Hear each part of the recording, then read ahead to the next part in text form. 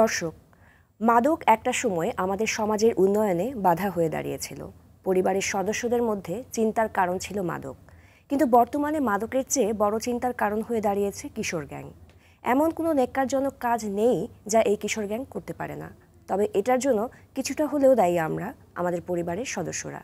এই কিশোর অপরাধ বা গ্যাং কালচার আমাদের জন্য কতটুকু হুমকির কারণ, কিভাবে এই কিশোর অপরাধ দমন করে নিয়ন্ত্রণে আনা যায়, আমাদের করণীয় কী, এই সব বিষয়গুলো তুলে ধরার জন্যই আমাদের আজকের পর্বের বিষয় নির্ধারণ করা হয়েছে কিশোর অপরাধ, গ্যাং কালচার ও সামাজিক প্রতিরোধ। দর্শক, মার্কেন্টাইল ব্যাংক নিবেদিত মনের কথা অনুষ্ঠানে সবাইকে আমন্ত্রণ জানাচ্ছি আমি নুসরাত সাবরিন চৌধুরী, পাওয়ার্ড বাই বেনি বুনন। স্টুডিওতে আছেন একজন স্বনামধন্য বিশেষজ্ঞ।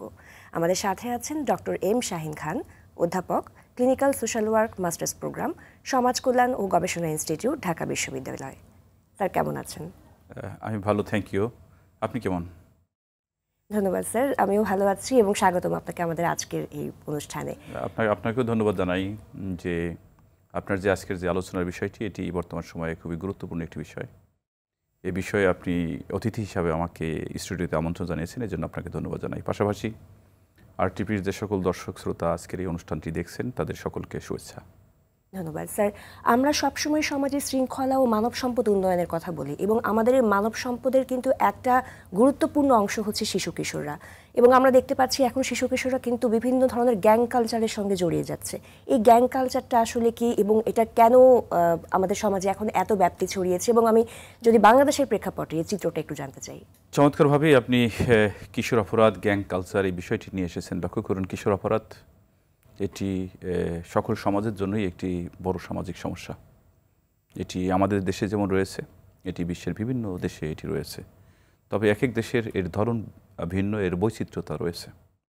আমাদের দেশে সাধারণত আমাদের যে শিশু আইন রয়েছে 2013, সেই শিশু আইন 2013-তে বলা হয়েছে যে 18 বছরের নিচে যারা রয়েছে তারা হলো 7 থেকে 18 বছরের নিচে, তারা হলো শিশু কিশোর। অন্যদিকে আপনি যদি শ্রম আইন 2006 দেখেন, সেখানে বলা হয়েছে যে 16 বছরের নিচে যারা, তারা হলো কিশোরের মধ্যে পড়বে। আমাদের যে সংবিধানে 18 বছর হলেই তাদেরকে প্রাপ্তবয়স্ক ধরা হচ্ছে এবং তাদের ভোটাধিকার প্রয়োগের সুযোগ দেওয়া হচ্ছে। পার্শ্ববর্তী আমাদের কান্ট্রিগুলো যদি দেখি, আমরা যদি মিয়ানমারের দিকে তাকাই, শ্রীলঙ্কা, ইন্ডিয়া, প্রত্যেক দেশেই কিশোর 16 বছর, 7 থেকে 16 বছরের মধ্যে কিশোরকে নির্দেশ করা হয়েছে। জাপানে বলা হয়েছে 20 বছর পর্যন্ত তারা কিশোর। এই যে বয়সের বৈচিত্র্যতা রয়েছে এবং বিভিন্ন সোসাইটির বিভিন্ন বিষয়গুলো এখানে প্রভাব বিস্তার করে থাকে।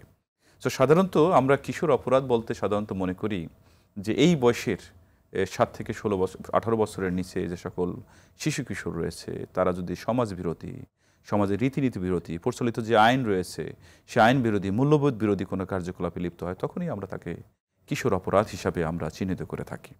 এখন এই যে যারা এই অপরাধ সংগঠন করলো, আমরা লক্ষ্য করব তারা এক পর্যায়ে সংঘবদ্ধ হয়, সংঘবদ্ধ হয়ে তাদের এলাকায় আধিপত্য বিস্তার করতে চায়। তারা চাঁদাবাজি থেকে শুরু করে চুরি, ডাকাতি, নানাবিধ অপরাধের সাথে নিজেদেরকে জড়িয়ে ফেলে। সো এই যে সংঘবদ্ধ চক্র, এটিকেই আসলে বর্তমান সময়ে কিশোর গ্যাং হিসাবে আমরা আখ্যায়িত করি। আপনি যদি স্ট্যাটিস্টিক্স দেখেন, ঢাকা শহরে যতগুলো অপরাধের ঘটনা ঘটছে, আজকে কিশোর গ্যাং তার সাথে জড়িত। আমরা পত্রপত্রিকা, মিডিয়ার দিকে তাকালেই এর সত্যতা আমরা পেয়ে যাব। এবং লক্ষ্য করা গেছে, ঢাকা শহরের মধ্যে মিরপুর এবং উত্তরা এলাকাকে বলা হয়েছে অধিক কিশোর অপরাধ প্রবণ এরিয়া। এবং এই এরিয়ার কিশোররা, তারা এই সংঘবদ্ধভাবে গ্যাং কালচারকে ধারণ করে আজকে তাদের এলাকায় আধিপত্য বিস্তার, তাদের নির্মাণ কাজের নিয়ন্ত্রণ থেকে শুরু করে আমরা লক্ষ্য করব চুরি, ডাকাতি, ছিনতাই ইত্যাদি কাজে তারা নেতৃত্ব দিচ্ছে। শুধুমাত্র কিশোর আজকে চুরি, ডাকাতি, ছিনতাইয়ের মধ্যেই সীমাবদ্ধ নয়, বিভিন্ন ধরনের যখন খুনের ঘটনা ঘটে, আমরা লক্ষ্য করব আইন শৃঙ্খলা রক্ষাকারী বাহিনী পরবর্তীতে যাদেরকে খুঁজে পান, তার নেপথ্যে থাকেন আজকের আমাদের কিশোররা। সো কিশোর অপরাধ, এটি নিয়ে আসলে এটি ভাবার বিষয় রয়েছে। আমাদের স্বয়ং মাননীয় প্রধানমন্ত্রী বঙ্গবন্ধু কন্যা জননেত্রী শেখ হাসিনা, তিনিও আমরা লক্ষ্য করব গত মাসে তার একটি সভায় কিশোরদের বিষয়ে আলাদাভাবে ভাবার তিনি একটা তাগিদ দিয়েছেন। সো তিনি বলেছেন যে আজকের কিশোর তারা আগামী দিনের ভবিষ্যৎ।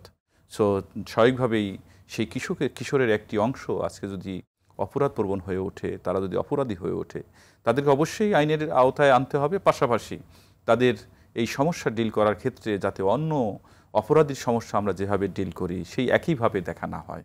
কেননা আমাদের দেশে যে সকল সংশোধন কেন্দ্রগুলো রয়েছে, আগে আমরা বলতাম এটি সংশোধন কেন্দ্র, এখন আমরা বলি যে এটি হলো উন্নয়ন কেন্দ্র।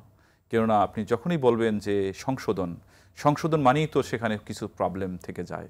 তো আমরা কিশোরদের প্রবলেমেটিক এটি আমরা কিশোরদের বলতে চাই না, আমার সন্তান প্রবলেমেটিক এটি বলতে চাই না। আমরা চাই যে সে যে জায়গায় আছে এখান থেকে তার উন্নয়ন, যে কারণে আজকে বাংলাদেশ বিকাশটা ভালো হোক। বাংলাদেশে বেশ কয়েকটি ডেভেলপমেন্ট সেন্টার রয়েছে, কিশোর উন্নয়ন কেন্দ্র রয়েছে, যেমন গাজীপুর, কোনাবাড়ী এবং যশোরে।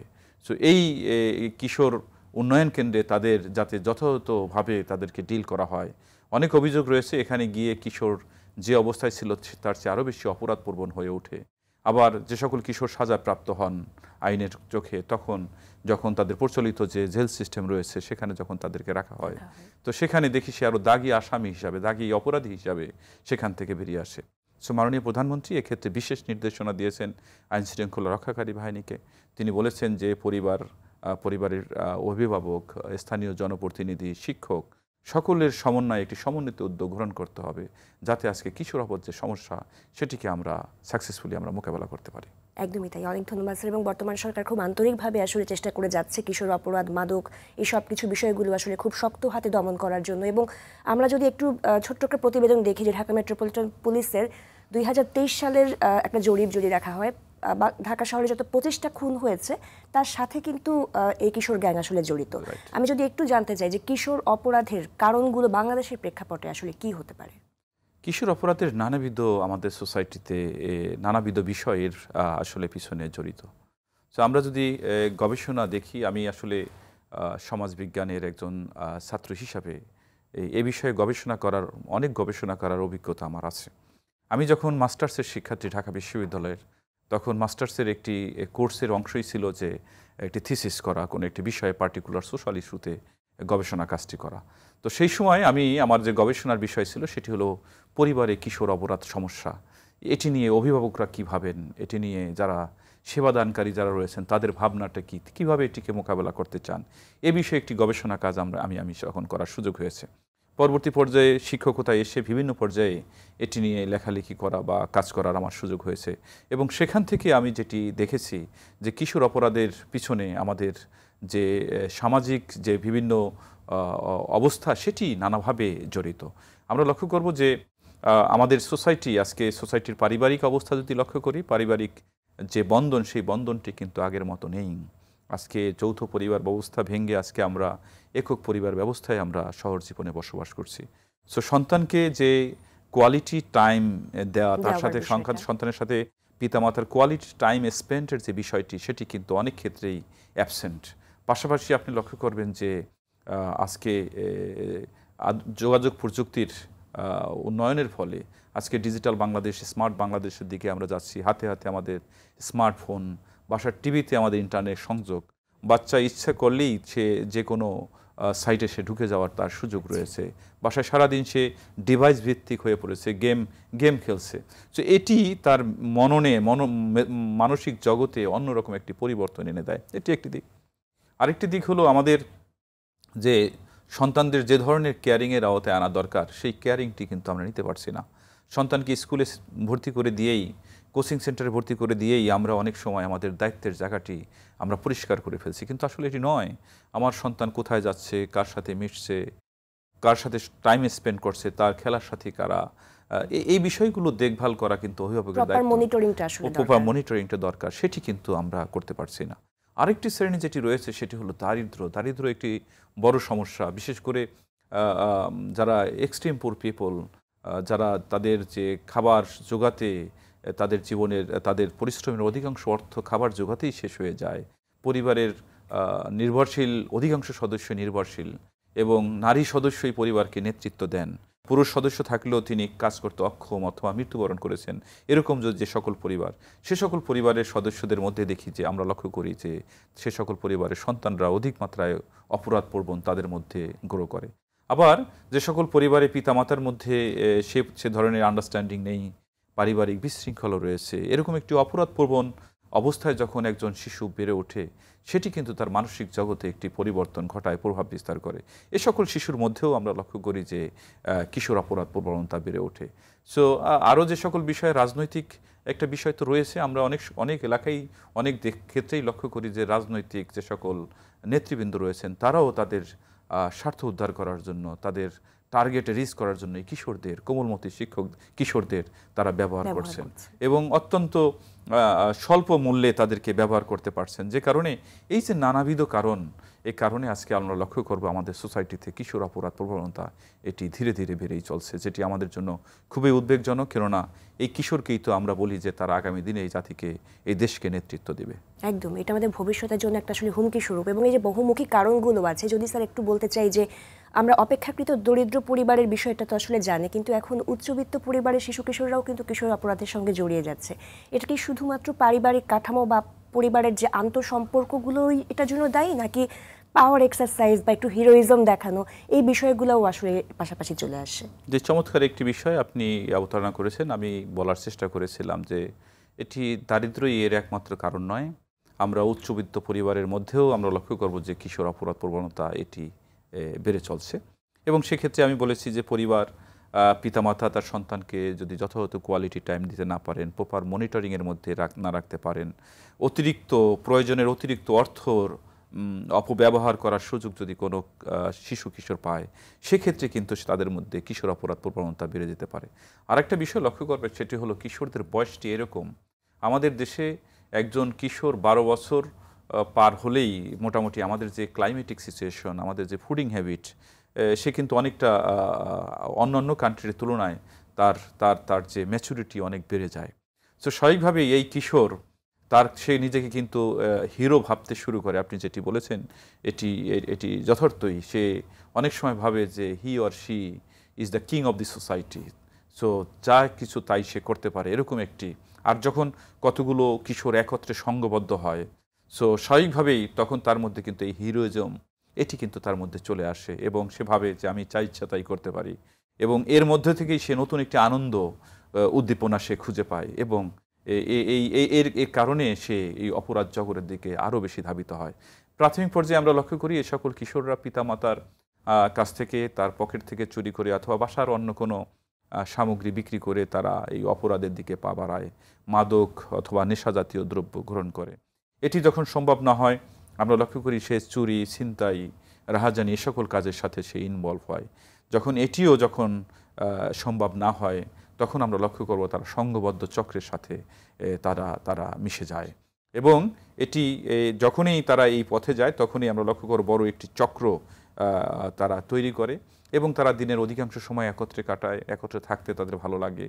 এবং এর মধ্য দিয়ে কিশোর গ্যাং আজকে সোসাইটিতে নানাবিধ অপরাধ কর্মের সাথে তারা নিজেদেরকে লিপ্ত করছে। স্যার, এই বিষয়ে আরেকটু যদি জানতে চাই যে একসময় কিন্তু আমরা আমাদের সমাজে মুরব্বী কালচার বা সংস্কৃতি এই বিষয়টুকুর অনেকটুকু চর্চা দেখতাম, কিন্তু এখন সময়ের প্রয়োজনে কিন্তু আমাদের মধ্যে পারিবারিক ভাঙন দেখা দিয়েছে, যৌথ পরিবার ভেঙে আসলে একক পরিবার হয়েছে এবং মুরব্বী সংস্কৃতির বিষয়টা কিন্তু অনেকটুকুই নেই। কিশোর অপরাধ দমনে সামাজিক মূল্যবোধ এবং ধর্মীয় মূল্যবোধের চর্চাটা আসলে কতটুকু জরুরি? একটি যথার্থই আপনি বলেছেন যে কিশোর অপরাধ যদি আমরা মোকাবেলা করতে চাই, এটিকে যদি দমন করতে চাই, প্রতিরোধ করতে চাই, তাহলে অবশ্যই আমাদের সামাজিক এবং ধর্মীয় মূল্যবোধের চর্চার এটি বিকল্প নেই। লক্ষ্য করুন, আমার কৈশোর কেটেছে গ্রামে। আমি গ্রামে আমার শৈশবকাল কেটেছে। তখন আমরা গ্রামে দেখেছি যে গ্রামের যারা মুরব্বী অথবা যারা সিনিয়র যারা আছেন, তারা যদি রাস্তা দিয়ে হেঁটে আসতেন, আমরা রাস্তার পাশে দাঁড়িয়ে দিতাম, সালাম দিতাম। সো অন্যান্য যারা রয়েছে তারা কেউ যদি ধূমপানের অভ্যাসও থাকতো, অনেক দূর থেকেই তারা ধূমপান এটা ত্যাগ করে সুন্দর ভাবে দাঁড়িয়ে থাকতো, সম্মান প্রদর্শন করত। আজকে যদি গ্রামে যান, সেই গ্রাম কিন্তু আজকে আর নেই। আজকে গ্রামের যারা মুরব্বী যাদের কথা বলছেন তারা অনেকটা ভীত, সন্ত্রস্ত। অন্যদিকে কিশোররা বেপরোয়া, তারা কিন্তু বেপরোয়া আচরণ করছে। তো বরং এখন কিশোরকে দেখলেই, এ ধরনের কিশোরকে দেখলেই মুরব্বীরা অন্য পথে বেছে নেন যে কীভাবে অন্য পথে যাওয়া যায়। তো এই সংস্কৃতি হারিয়ে যাওয়া এবং ধর্মীয় মূল্যবোধ এবং সামাজিক মূল্যবোধের যে অবক্ষয়, এটির কারণেই তো আসলে কিশোর অপরাধ সমস্যা আজকে বেড়ে চলছে। সো ডেফিনেটলি এদিকে আমাদেরকে গুরুত্ব দিতে হবে। আমাদের পারিবারিক পর্যায়ে ধর্মীয় শিক্ষিত করতে হবে, তাদের ধর্মীয় যে মূল্যবোধ এটিকে ধারণ করাতে হবে। পরিবারে এটি নিজেদের চর্চা করতে হবে, কেননা একজন সন্তান যখন দেখবে তার পিতামাতা, তার বড় ভাই, তারা ধর্মীয় মূল্যবোধ, ধর্মীয় কালচার এগুলো মেনে চলেন, তখন কিন্তু তার মধ্যে এটি গ্রো করবে। আর তারা যখন লক্ষ্য করবে যে এটি তাদের মধ্যে এই চর্চাটি নেই, সো স্বাভাবিকভাবেই তখন কিন্তু এটিকে ধারণ করবে না। সো পারিবারিক পর্যায় থেকে এটি মেনে চলতে হবে। আর একটি বিষয় হলো সামাজিক, একটি সমাজে বসবাস করতে গিয়ে সামাজিক কিছু রীতিনীতি, সামাজিক কিছু কাঠামো আছে, সেই কাঠামো আমাকে এগুলো কখনো লিখিত, অলিখিত, অধিকাংশই অলিখিত, সেই কাঠামো, সামাজিক রীতিনীতি, তার প্রতি শ্রদ্ধাবোধ আমাদের সকলে পারিবারিক পর্যায়ে, সমাজ জীবনে আমাদেরকে মেনে চলতে হবে। কেননা মনে রাখা দরকার, একটি সমাজের আমরা একটি অবিচ্ছেদ্য অঙ্গ। স্বাভাবিকভাবেই একটি সমাজে বসবাস করতে গিয়ে আমি যে কোনো রকম আচরণ আমরা করতে পারি না। সো সামাজিক রীতিনীতি, মূল্যবোধ এটিকে আমাকে ধারণ করতে হয়, শ্রদ্ধা পোষণ করতে হয়, দেখাতে হয়। আর এটি যদি আমরা ব্যক্তিগত জীবনে, পারিবারিক জীবনে, সমাজ জীবনে এটি যদি মেনে চলি, তাহলে ডেফিনেটলি এটি কিশোর অপরাধ প্রতিরোধে একটি ভূমিকা তো রাখবেই, কার্যকর ভূমিকা রাখবে। আমাদের পরীক্ষা কেন্দ্রিক শিক্ষা ব্যবস্থা কিন্তু আমরা সবসময় শিশুদেরকে জিপিএ 5 পাওয়ার ক্ষেত্রে সবসময় ধাবিত করে থাকি, এবং এটা আমরা একটা লম্বা রেসের দিকে ঠেলে দিচ্ছি। এই যে তাত্ত্বিক যে শিক্ষা ব্যবস্থা, এখানে কিন্তু সামাজিক রীতিনীতি এবং নৈতিকতা এবং মূল্যবোধের চর্চার সুযোগটা কিন্তু খুব কম। সেই ক্ষেত্রে শিক্ষা ব্যবস্থাকে ঢেলে সাজানোর আর কোনো বিষয় বা কোনো পদক্ষেপ গ্রহণ করা যেতে পারে বলে আপনি মনে করেন কিনা?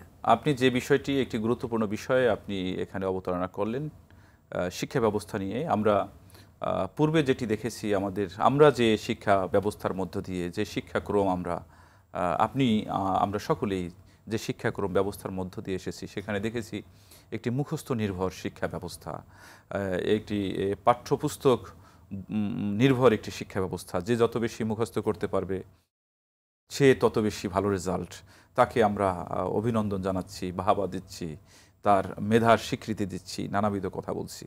কিন্তু বর্তমান সময়ে আমরা লক্ষ্য করব যে মাননীয় প্রধানমন্ত্রী জননেত্রী শেখ হাসিনার সরকার শিক্ষা বান্ধব নানাবিধ উদ্যোগ গ্রহণ করেছে, এবং এরই একটি অংশ বর্তমান যে শিক্ষামন্ত্রী যিনি দায়িত্ব রয়েছেন, অত্যন্ত গতিশীল একজন মন্ত্রী আমরা বলি, কেননা তিনি তার যে অভিজ্ঞতা, ব্যক্তিগত অভিজ্ঞতা, দেশের বাইরে পড়াশোনা করেছেন, সেখানে তিনি যা দেখে এসেছেন উন্নত দেশে শিক্ষা ব্যবস্থাকে যেভাবে ঢেলে সাজানো হয়েছে, তার একটি বিষয় কিন্তু বর্তমানে নতুন যে পাঠ্যক্রম সেটি তিনি এখানে ইন্ট্রোডিউস করতে যাচ্ছেন। ইতিমধ্যে ক্লাস 1-এ, 6-এ, 7-এ এটি ইন্ট্রোডিউস করা হয়েছে। আশা করছি যে আগামী 2-3 বছরের মধ্যেই নতুন শিক্ষাক্রম এটি চালু হবে।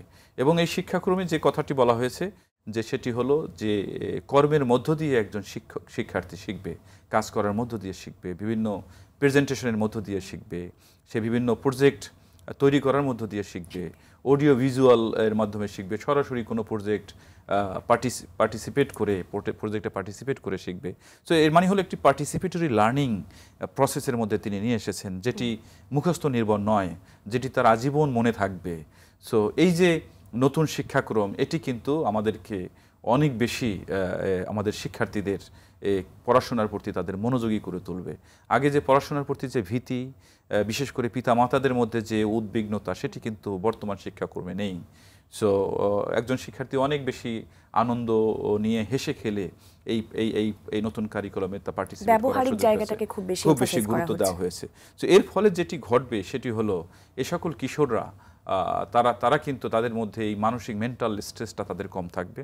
মেন্টাল স্ট্রেস খুব গুরুত্বপূর্ণ, তাদের মধ্যে হতাশা কম কাজ করবে, এবং এ সকল শিক্ষার্থীদের স্কুল থেকে ঝরে যাওয়ার যে প্রবণতা আমরা যেটি লক্ষ্য করি সেটিও কমে যাবে। অতি সম্প্রতি আমরা লক্ষ্য করছি যে মাননীয় শিক্ষামন্ত্রীর নেতৃত্বে এনসিটিবি যেটি করতে যাচ্ছে সেটি হলো এসএসসিতে 2টো বিষয় ফেল করার পরেও সে একজন শিক্ষার্থী কলেজে ভর্তি হওয়ার সুযোগ পাবে। এটিও কিন্তু একটি যুগান্তকারী সিদ্ধান্ত হতে যাচ্ছে আমি বলবো, কেননা এটি একজন শিক্ষার্থীর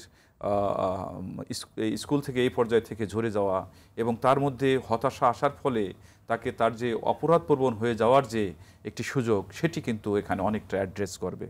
সো কেননা আমরা বিশ্ববিদ্যালয় পর্যায়েও তো কেউ যদি কোনো কোর্সে খারাপ করে তাকে পরবর্তী সেমিস্টারে আমরা প্রমোশন দিয়ে পরবর্তী সেমিস্টারে এটি রিটেক করার একটি সুযোগ আমরা করে দিই। স্যার, আমরা এই বিষয়গুলো নিয়ে আরও কথা বলবো একটা ছোট্ট বিরতির পর। দর্শক, মার্কেন্টাইল ব্যাংক নিবেদিত মনের কথা অনুষ্ঠান থেকে এই মুহূর্তে নিয়ে নিচ্ছি ছোট্ট একটি বিরতি। বিরতির পর আমরা কিশোর অপরাধ, গ্যাং কালচার ও সামাজিক প্রতিরোধ নিয়ে আরও অনেক কথা বলবো। আরটিভির সাথেই থাকুন।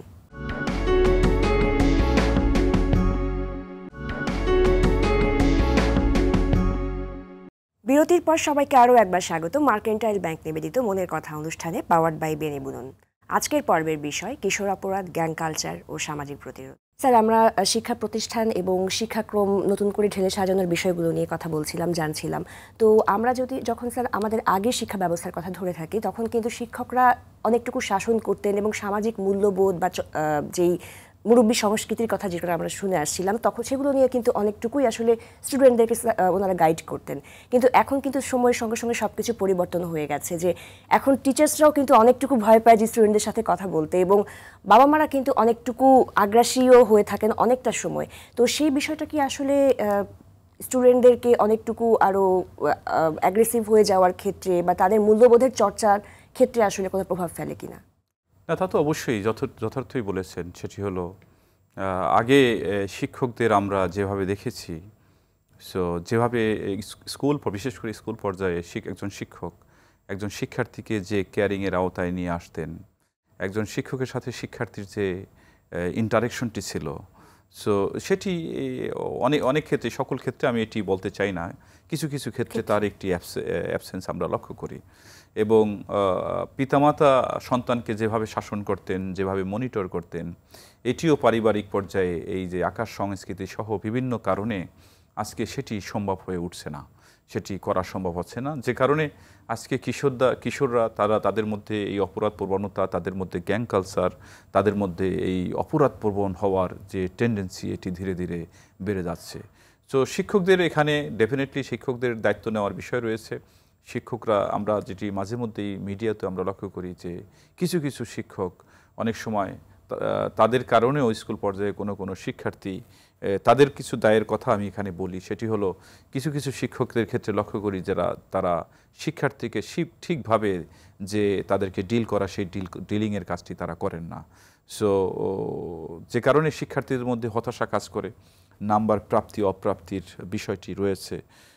সেই হতাশার বিষয়টি এখানে কাজ করে। এটি স্কুল পর্যায়ে একজন শিক্ষার্থীকে ঝরে পড়ে যাওয়া, অ্যাজ ওয়েল অ্যাজ তার মধ্যেই অপরাধপ্রবণ হয়ে ওঠার পেছনেও কিন্তু এটি একটি ফ্যাক্টর হিসাবে এখানে কাজ করে। তো শিক্ষকদের আরও যত্নশীল হওয়া উচিত। বিশেষ করে নতুন পাঠ্যক্রম কিন্তু সেই বিষয়টিকে অ্যাড্রেস করেছে। এখানে একজন শিক্ষার্থীর ব্যক্তিগতভাবে কারো কাছে প্রাইভেট পড়ার কোনো সুযোগ, কোনো প্রয়োজনীয়তা নেই, এরকমভাবেই নতুন কারিকুলামটি ডেভেলপ করা হয়েছে। এটি অনেক ইন্টারেস্টিং, অনেক অনেক অনেক আনন্দদায়ক করা হয়েছে। যে কারণে আপনি যে বিষয়টি বলছেন, এটি যদি যেহেতু পার্টিসিপেটরি মেথডে এই কাজটি হবে, প্রজেক্ট করার মধ্য দিয়ে একজন শিক্ষার্থী শিখবে, তো স্বাভাবিকভাবেই এক্ষেত্রে শিক্ষক শিক্ষার্থীর যে ইন্টারেকশন, সেই ইন্টারেকশনটি বাড়বে।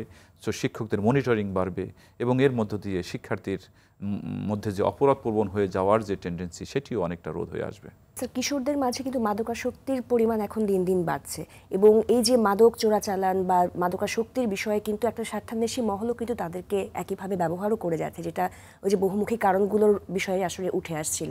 আমরা যদি একটু জানতে চাই যে এই যে কঠিন একটা বাস্তবতা, এইখানে আসলে কি করে নিয়ন্ত্রণ করা যেতে পারে? জি, এটি ভালো প্রসঙ্গ। সেটি হলো আমাদের সোসাইটিতে মাদকের একটি সহজলভ্যতা আমরা লক্ষ্য করি, এর অবাধ ব্যবহার এবং একটি সহজলভ্যতা রয়েছে। আরেকটা বিষয় হলো এই মাদক দ্বারা যারা মাদকের বাণিজ্যের মাধ্যমে যারা লাভবান হন, তারা মূলত এই কিশোরদের ব্যবহার করেন। তাদের এই চোরাচালানি সহ অন্যান্য ক্ষেত্রে কিশোরদেরই তারা টার্গেট হিসাবে তারা নেন এবং এদেরকে দিয়ে এই কাজটি তারা করিয়ে থাকেন। তো স্বাভাবিকভাবেই আমাদের যারা এক্ষেত্রে রাজনৈতিক নেতৃবৃন্দ যারা রয়েছেন, স্থানীয় জনপ্রতিনিধি রয়েছেন, তাদেরকে এই দায়িত্বটি নিতে হবে। আমাদের দায়িত্ব নিতে হবে, আমাদের আইনশৃঙ্খলা বাহিনীকে এই দায়িত্বটি নিতে হবে, যাতে মাদকের এই অবাধ ব্যবহার যাতে না হতে পারে, কিশোররা যাতে মাদকের সংস্পর্শে আসতে না পারে, সেক্ষেত্রে খেয়াল রাখতে হবে। অবশ্যই পিতামাতা পরিবারকে গুরু দায়িত্বটি নিতে হবে, কেননা আমার সন্তান কোথায় যায়, কি করে, সেক্ষেত্রে আমাদেরকে খেয়াল রাখতে হবে। এই নানামুখী উদ্যোগ যদি আমরা গ্রহণ করতে পারি, শিক্ষককে দেখতে হবে তার শিক্ষার্থী সে ঠিকমতো পড়াশোনায় মনোযোগী কিনা, ঠিকমতো স্কুলে আসছে কিনা, কোনো ক্লাসে সে অ্যাবসেন্ট থাকছে কিনা, সে পরিবারের সাথে অভিভাবকের সাথে যদি সমন্বয়টি হয়, তখন কিন্তু এখানে যদি কোনো গ্যাপ থাকে সেই গ্যাপটি মিনিমাইজ করা যায়। এবং এই নানামুখী উদ্যোগ যদি আমরা গ্রহণ করতে পারি, তাহলে আমরা লক্ষ্য করব যে কিশোর অপরাধ প্রবণতা এটিকে রোধ করা সম্ভব। অবশ্যই তাই, এবং আমরাও সেই কামনাই ব্যক্ত করছি। কিশোর অপরাধ সংশোধন কেন্দ্র, স্যার বলছিলেন যে উন্নয়ন কেন্দ্র, সেই জায়গাগুলোতে আসলে তাদের সামগ্রিক বিকাশে কাউন্সেলিং এবং সাইকোসোশ্যাল সাপোর্টের ভূমিকা আসলে কেমন? এটি এটি এটি আপনি লক্ষ্য করবেন, বাংলাদেশে বর্তমানে আমি বলেছি যে 3টি উন্নয়ন কেন্দ্র রয়েছে, কিশোর উন্নয়ন কেন্দ্র রয়েছে। একটি গাজীপুরে, আরেকটি হলো কোনাবাড়িতে, এবং নেক্সট অন আরেকটি যেটি বলেছি সেটা হলো যশোরে। এখানে যে সংশোধন যে ব্যবস্থা, উন্নয়নের যে ব্যবস্থা, সেটি হলো এখানে একজন কেস ওয়ার্কার রয়েছেন, প্রবেশন অফিসার রয়েছেন। কেস ওয়ার্কার, প্রবেশন অফিসার কিশোরী সম্পর্কে তথ্য সংগ্রহ করে তারা তাদের ম্যানেজমেন্টের একটি বিষয় তারা বিবেচনা করেন, প্রবলেম আইডেন্টিফাই করার চেষ্টা করেন। অন্যান্য ক্ষেত্রে অপরাধীকে আমরা যেভাবে ট্রিট করি, আপনি আগেই আমরা বলেছি যে কিশোরদের ক্ষেত্রে কিন্তু আমরা সেভাবে দেখার চেষ্টা করি না। আমরা দেখার চেষ্টা করি যে একজন কিশোর কি অবস্থায় আজকে সেই অপরাধ প্রবণ হলো। সে ভালো ছাত্র ছিল, স্কুলে যেত, তার চমৎকার একটি পেয়ার গ্রুপ ছিল, কিন্তু সে অবস্থা থেকে সে কিভাবে আজকে অপরাধ প্রবণ হয়ে গেল, সে সামাজিক মূল্যবোধ সে বিবর্জিত হয়ে উঠল, সেটি খোঁজার চেষ্টা করেন। এই যে আমার কেস ওয়ার্কার, যিনি সোশ্যাল ওয়ার্কের মূল্যবোধ ধারণ করেন, ক্লিনিক্যাল সোশ্যাল ওয়ার্কের টেকনিকগুলো যিনি জানেন, এরকম একজন ব্যক্তি তিনি এই কিশোরের হিস্ট্রিক্যাল ব্যাকগ্রাউন্ড জানার চেষ্টা করেন যে কি কারণে আমার কিশোর আজকে প্রবলেমেটিক। আমরা যখন কোনো এক ধরনের অসুস্থতা নিয়ে ডক্টরের কাছে যাই, ডক্টর আমাদের কথা শুনেন, মনোযোগ সহকারে শুনেন, পাশাপাশি বিভিন্ন ধরনের ডায়াগনোসিসে তিনি নিয়ে আসেন, টেস্ট করেন। টেস্ট রিপোর্ট আসলেই তিনি বুঝতে পারেন আসলে আমি কোন রোগে আক্রান্ত। তিনি প্রেসক্রাইব করেন, আমরা মেডিসিন গ্রহণ করি, সুস্থ হয়ে উঠি। বাট একজন ক্লিনিক্যাল সোশ্যাল ওয়ার্কার, তার কাছে তো এমন কোনো মেশিন নেই, মেশিনারিজ নেই যেটি দিয়ে আসলে তিনি নির্ণয় করবেন যে আমার ক্লায়েন্ট, আমার কিশোর সকালে দেখেছি খুবই হাসি খুশি, এখন কেন মন ভারী করে বসে আছে। এমন কোনো টেকনোলজি তো আমাদের কাছে নেই, যে কারণে এই যে এখানে ক্লিনিক্যাল সোশ্যাল ওয়ার্কার যিনি রয়েছেন, তার দায়িত্ব হলো কিশোরের অতীত প্রেক্ষাপট খুঁজে দেখা, যে এমন কি ঘটনা ঘটেছিল যে কারণে কিশোরের মধ্যে হতাশা এসেছে, কিশোর আজকে ভালো বাদ দিয়ে আজকে মন্দের দিকে, খারাপের দিকে ধাবিত হয়েছে। সেই কাজটি একজন ক্লিনিক্যাল সোশ্যাল ওয়ার্কারটা করে থাকেন। প্রত্যেকটি কিশোর সংশোধনী কেন্দ্রে সেখানে একটি কিশোর আদালত রয়েছে। সেই কিশোর আদালতে একজন প্রথম শ্রেণীর ম্যাজিস্ট্রেট থাকেন। প্রবেশন অফিসার এই তথ্যপাত্র সেখানে উপস্থাপন করে সেখানে বিচার হয়, এবং কোনো ধরনের গুরুদণ্ড না দিয়ে তাকে সহজ করে তাকে সংশোধনে ফিরিয়ে আনার, সংশোধন করার একটি সুযোগ দেওয়া হয়। কেননা এই বয়সে আমরা চাই না আমাদের কিশোর সে আরও বেশি অপরাধপ্রবণ হয়ে উঠুক। তো এই যে কিশোর সংশোধনী কেন্দ্রে, এখানেও যে তাদের যে ম্যানেজমেন্ট, তাদের যে সংশোধনী বিভিন্ন কর্মসূচি রয়েছে, স্কিল ডেভেলপমেন্ট ট্রেনিং সেন্টার, এখানে একটি রিমান্ড হোম রয়েছে, যেটিকে আমরা রিমান্ড হোম বলতে চাই না, এটি একটি অবজারভেশন সেন্টার, যেখানে রেখে একজন কিশোরকে অবজার্ভ করা, তার আচার আচরণ অবজার্ভ করা। সো এই যে অবজারভেশন সেন্টার ও রিমান্ড হোম, এক্ষেত্রে আমার মনে হয় আরও ঢেলে সাজানোর প্রয়োজন রয়েছে, যাতে কিশোর, একজন পিতামাতা, অনেক সময় দু ধরনের কেস কিন্তু এই কিশোর উন্নয়ন কেন্দ্রে ভর্তি হয়, আপনি জানেন। একটি হলো পুলিশি কেস, আইন শৃঙ্খলা রক্ষাকারী বাহিনী বিভিন্ন অপরাধের দায়ে কিশোরকে যখন গ্রেপ্তার করেন তাকে জেলে না পাঠিয়ে এই উন্নয়ন কেন্দ্রে পাঠিয়ে দেন। আরেকটি হলো পিতামাতা যখন মনে করেন যে তার কিশোরের সংশোধন দরকার, উন্নয়ন দরকার, তারা সরাসরি এখানে এসে ভর্তি করে দেন। কিন্তু স্টাডি বলছে যে এখানে ভর্তি করার পরে অনেকে তাদের মধ্যে সংশোধন না হয়ে, তাদের ডেভেলপমেন্ট না হয়ে তারা আরও অপরাধপ্রবণ হয়ে ওঠেন। সো ডেফিনেটলি এক্ষেত্রে দেখা দরকার যে এই সেবা ব্যবস্থাকে আরও কীভাবে যুগোপযোগী করা যায়, কিশোরদের জন্য আরও কীভাবে আরও কিশোর বান্ধব করা যায়, যাতে তারা সুস্থ জীবনে ফিরে আসতে পারে, সেই লক্ষ্যে নতুন নতুন কর্মসূচি নিয়ে এই উন্নয়ন কেন্দ্রগুলো ঢেলে সাজানো দরকার। অনেক ধন্যবাদ স্যার। আমরা দেখতাম যে ছোটবেলায় কিন্তু আমাদের অনেক ধরনের শিশু কিশোরদের অনেক সংগঠন ছিল, খেলাঘর, কচিকাচার আসর, বিশ্ব সাহিত্য কেন্দ্রের অনেক সুন্দর অ্যাক্টিভিটিসগুলো ছিল, কিন্তু এখন কিন্তু পাড়ায় পাড়ায় এগুলো শূন্যতা চোখে পড়ে। শিক্ষার পাশাপাশি সুস্থ বিনোদনের চর্চা আসলে কতটুকু গুরুত্বপূর্ণ, এবং কিশোর গ্যাং প্রতিরোধে বা অপরাধ প্রতিরোধে করণীয় কি? একজন শিশু কিশোর যখন শৈশব থেকেই চমৎকার একটি সামাজিকীকরণ প্রক্রিয়ার মধ্য দিয়ে বড় হয়ে উঠবে, সেই কিশোরের মধ্যে অপরাধ প্রবণ হওয়ার সম্ভাবনা কিন্তু খুব কম। যখন ছোটবেলা থেকেই একজন শিশু কিশোর বিভিন্ন ধরনের ক্লাব অ্যাক্টিভিটির সাথে নিজেদেরকে ইনভলভ করার সুযোগ পাবে, গঠনমূলক চিত্ত বিনোদনের আওতায় সে আসবে, খেলাধুলা করার সুযোগ পাবে, ভালো পিয়ার গ্রুপ পাবে, চমৎকার একটি মনিটরিংয়ের মধ্যে থাকবে, সেই কিশোর এই তার মধ্যে অপরাধপ্রবণ হওয়ার সম্ভাবনা খুবই কম। So on the other hand আমরা যদি দেখি যে সকল কিশোরের ক্ষেত্রে এটি অভাব রয়েছে, ঘাটতি রয়েছে, যে সোসাইটিতে বিশেষ করে আপনি লক্ষ্য করেন বস্তি এলাকায়, বস্তি স্টাডি বলছে যে বস্তি এলাকায় কিশোরদের মধ্যে অপরাধ প্রবণতার সংখ্যা বেশি।